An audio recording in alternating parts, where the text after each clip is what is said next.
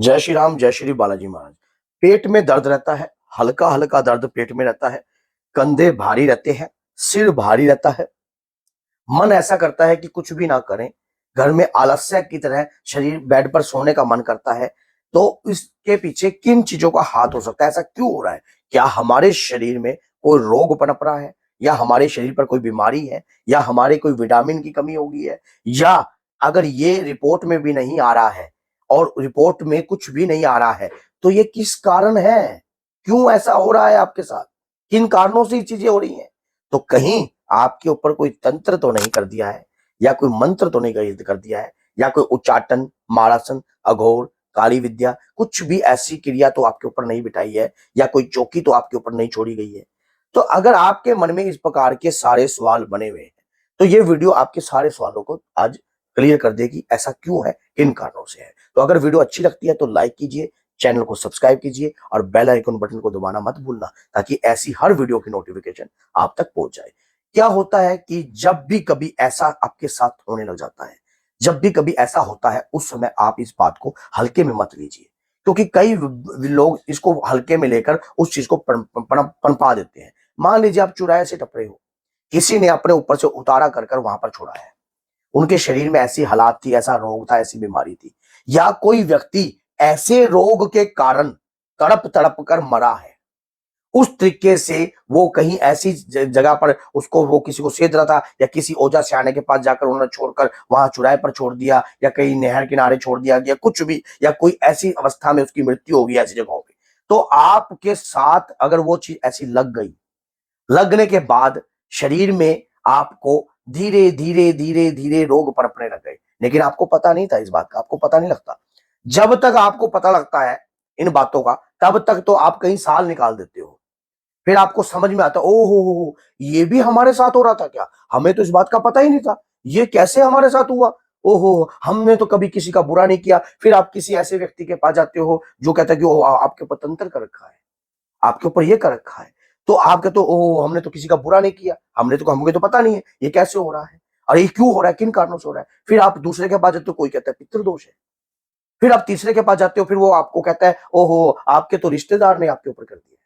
तो ये सारी बातों को हटाकर चैनल पर एक एक जानकारी की वीडियो मैंने बना रखी है, ताकि इन्हीं बातों को हटाकर आप समझ सको कि वाक्य में आपके साथ हो क्या रहा है। अब क्या होता है, अब ऐसे दौरान में जब आपकी स्थिति रिपोर्ट में कुछ नहीं आता है, क्योंकि कुपित वायु आपके शरीर में वास कर रही है, आपके शरीर में पूर्ण रूप से वो कब्जा कर चुकी है। आपके कंधों पर, आपके घुटनों पर, या आपके नीचे के पार्ट में भी खिंचाव आना, या नीचे के पार्ट में कई लेडीजों के साथ तो ऐसा होता है जी, उनको पता ही नहीं लगता कि उनको बड़ी हिचिंग होती है, बड़ा डिस्टरबेंस होती है बहुत ज्यादा।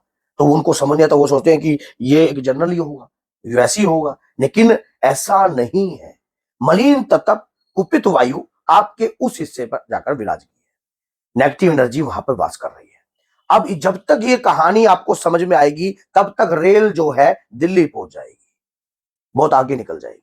ऐसी अवस्था को अगर आप समझ जाओ तुरंत, क्योंकि देखो, माना शरीर में रोग है, बीमारी है, रिपोर्ट में आ रहा है, लेकिन कुछ ऐसी भी चीजें होती हैं जो तंत्र के तहत करते हैं, जिनकी रिपोर्ट में भी आता है कि आपको बीमारी है, लेकिन तंत्र के तहत भी चौकी छोड़कर भी चीज बिठाई जाती है। स्पेशल स्पेशल तंत्र किया जाता है, ताकि आपकी रिपोर्ट में भी आता है, रिपोर्ट में भी आता है कि हाँ भी आपके शरीर पर यह बीमारी पनप पड़ी है। मान लीजिए आपके फेफड़ों में इन्फेक्शन आ गया, आपको ऐसा कुछ, आपने कोई काम ही नहीं किया फेफड़ों के इन्फेक्शन का, और फिर भी हुआ, और वो इन्फेक्शन खत्म नहीं हो रहा है, इन्फेक्शन खत्म नहीं हो रहा है, काफी जगह दिखा लिया, काफी जगह कार्य कर लिया, काफी लंबे समय से कार्य हुआ। ऐसे व्यक्ति हमारे पास आए हैं दरबार में, ऐसे व्यक्ति आते हैं, जब हम दरबार लगाते हैं तो वो काफी लंबे से। अब एक ऐसा व्यक्ति आया था, चलो मैं बहुत जगह बड़े धाम से होकर आया था, मैं कभी भी किसी चैनल का नाम नहीं लिया कभी भी। तो वहां पर वो जब दरबार में आया, तो क्या था, उसके नीचे के पार्ट में चीज बिठा रखी थी, और जो उसके शरीर का, और वो ना सुकड़ के बिल्कुल पतला होता जा रहा था, और मवाद जो थी ना मुंह से निकल रही थी। मेहंदीपुर बालाजी में मैंने शॉर्ट भी बना रखा है उसके ऊपर, मेहंदीपुर बालाजी में वो व्यक्ति भी बैठा है, और पूरे मुख से उसके मवाद निकल रही थी। वहीं मेहंदीपुर बालाजी में सरेआम सभी भक्तों के सामने मवाद नहीं उसके मुंह से निकली है, एकत्रित करी है, उसके बाद वो स्वस्थ होने लगा। ऐसा क्या था शरीर पे? तंत्र किसी भी प्रकार का किया जा सकता है। ये जरूरी नहीं है कि तंत्र सारा मारा ही होता है, ऐसा मन में से ख्याल हटा देना। तंत्र अच्छाई के लिए भी किया जाता है। कुछ अल्पज्ञानी जो लोग होते हैं वो तंत्र का दुरुपयोग कर कर तंत्र को बदनाम करते हैं। तंत्र कल्याण के लिए भी किया जाता है। ये नहीं है कि सभी ओजस शाना जो है सभी बेकार है, नहीं। कुछ ऐसे, जैसे भगवान ने ये हाथ दिए ना, इसमें आपको चुनाव दिया है, ये बड़ी उंगली है, छोटी है, ऐसे इस प्रकार से कुछ लोगों में अलग अलग प्रकार की सोच होती है, जिनकी सोच जो है छोटी होती है। अगर आपके साथ ऐसा कार्य हो रहा है तो उपाय के लिए तो मैंने चैनल पर बहुत सारी वीडियो बनाई है, लेकिन मैं आज आपको एक बात बताता हूं, एक ऐसा उसारा बनाता हूं जो आपको सही रास्ता दिखाएगा। 2.25 मीटर कपड़ा ले लीजिए लाल रंग का, एक बजना वाला नारियल ले लीजिए, एक 10 रुपए की दरखास्त लीजिए, उसके अंदर 7 काली मिर्च लीजिए, और साथ ही उड़द के दाने लीजिए, और साथ ही इंद्रजो लीजिए, और साथ ही उसके अंदर जो है आपने क्या करना है, साथ ही बादाम लेने हैं। उसको बंद कर दीजिए, लपेट दीजिए। लपेट कर जिस व्यक्ति के शरीर पर इस प्रकार का रोग पनप रहा है, इस प्रकार की बीमारी हो रही है, इस प्रकार की नेगेटिव एनर्जी का वास हो रहा है, ऐसा व्यक्ति उसको लपेट कर आप कलावे से गांठ बांध दीजिए। व्यक्ति के शरीर जितना कलावा लेकर उसके ऊपर लपेट देना, गांठ बांधकर।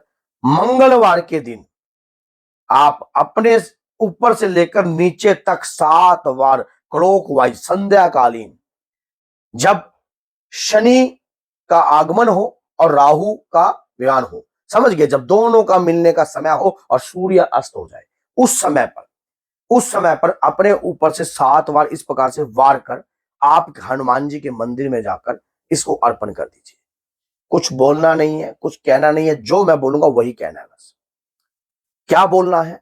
एक ही बात बोलनी है कि हे प्रभु, जब आप सबसे बड़ी माया का भक्षण करने वाले देवता हो, क्योंकि अहि रावण जैसी ही माया का आपने भक्षण किया, इंद्रजीत जैसी माया का भी भक्षण किया आपने, और उसके बाद रावण जैसे को एक ही मुग्धर में आपने मूर्छित कर दिया। हे प्रभु, आपसे ज्यादा बलशाली कोई नहीं है। आप कलयुग के प्रधान रूप के देवता हो, कलयुग के जागृत रूप के देवता हो। हे पवन पुत्र हनुमान, हे अंजनी के लाल, हे मर्यादा पुरुषोत्तम प्रभु श्री राम के दास, मेरी प्रार्थना सुन लीजिए। मैं रोग से पीड़ित हूं, बीमारियों से ग्रस्त हूं, और समझ में नहीं आता है किसने क्या कर रखा है। हे दादा हनुमान, हे वीर बजरंगी, मेरे रोंगटे खड़े हो गए इतनी सी बात कहने से, मेरे रोंगटे खड़े हो रहे शरीर की इतनी सी बात कहने से, क्योंकि हे दादा वीर बजरंगी, मेरी दास की प्रार्थना को स्वीकार कर लीजिए और मुझे रोगों से मुक्त कर दीजिए। ऐसी प्रार्थना अगर आपने कर ली तो सोचो आपका कितना कल्याण होगा। आप रोग से मुक्त हो जाओगे, आपको रास्ता 101% मिलेगा, आपको रास्ता प्राप्त होगा। देख लेना, इससे, इस ओसारे से आपको रास्ता प्राप्त होगा। ये ओसारा नहीं है, एक शक्ति आपको प्राप्त होगी जो कि कृपा रूपेण आपके परिवार की रक्षा करेगी और आपको मार्गदम रास्ता दिखाएगी। कई लोगों को तो रास्ता ही नहीं मिलता, कौन से डॉक्टर पे जाए, किसके पास जाए, कैसे जाए, हमें तो कुछ आता नहीं, हमें तो कुछ पता नहीं है, और अगर पता भी है तो कार्यक्रम कर नहीं सकते हम। तो अगर वीडियो अच्छी लगती है तो लाइक कीजिए, चैनल को सब्सक्राइब कीजिए, और स्टेटस पर जरूर लगाइए। पता नहीं कौन व्यक्ति किस अवस्था में हो, कैसा बीमार हो, अगर आपने वीडियो पूरी देखी है तो शेयर करना भी आपका फर्ज है। तो बोलिए, क्योंकि बहुत सारे प्लेटफॉर्म है, व्हाट्सएप है, फेसबुक है, आप इंस्टाग्राम भी चलाते हो, काफी जगह करते हो, आप अपने रिश्तेदारों को ग्रुप भी ज्वाइन कर रखे हैं, स्टेटस पे भी लगा सकते हो, तो कीजिए। क्योंकि मैं अपने लिए नहीं मांग रहा, दूसरों की जिसकी परेशानी है लाइफ में उसके लिए कह रहा हूं, बाकी आपकी इच्छा है। तो बोलिए, जय सीताराम, जय श्री बालाजी।